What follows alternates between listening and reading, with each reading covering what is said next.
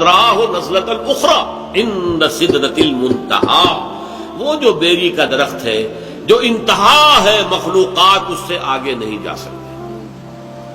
اذ یغشی السدرۃ ما یغشی ما زاغ البصر وما طغی، اور جبکہ اس بیری کے درخت کو ڈھانپے ہوئے تھا جو ڈھانپے ہوئے تھا، تم نہیں سمجھ سکتے کیا ڈھانپے ہوئے تھے، وہ تجلیات باری تعالی تم اس کا اندازہ نہیں کر سکتے، تمہاری زبان میں کوئی لفظ نہیں ہے جو اس کی تعبیر کر سکے۔ اذ یغشی السدرۃ ما یغشی، دیکھیے کس قدر اس کو مبہم رکھا گیا، جبکہ ڈھانپے ہوئے تھا بیری کو جو ڈھانپے ہوئے تھا، تم نہیں جان سکتے جو ڈھانپے ہوئے۔ اللہ کی تجلیات ذاتیہ، خصوصی تجلیات اس بیری کے درخت کے اوپر پڑ رہی تھی۔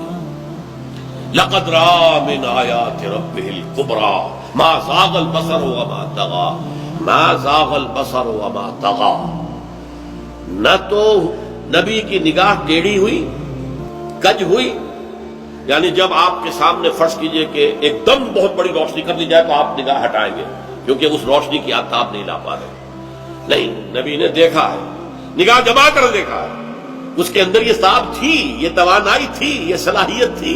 ما زاغ البصر، ان کی نگاہ کج نہیں ہوئی، ٹیڑھی نہیں ہوئی، چنجائی نہیں۔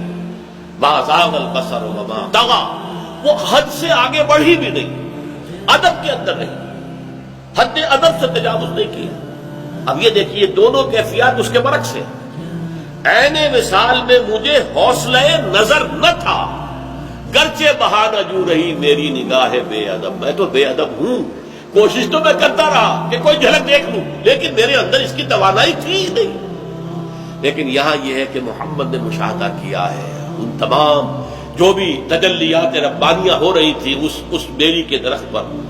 لقد رأى من آیات ربہ الکبریٰ، اس نے اپنے رب کی عظیم ترین آیات کا، کبریٰ اکبر کا مؤنث ہے، عظیم ترین آیات کا مشاہدہ کیا ہے اس کو۔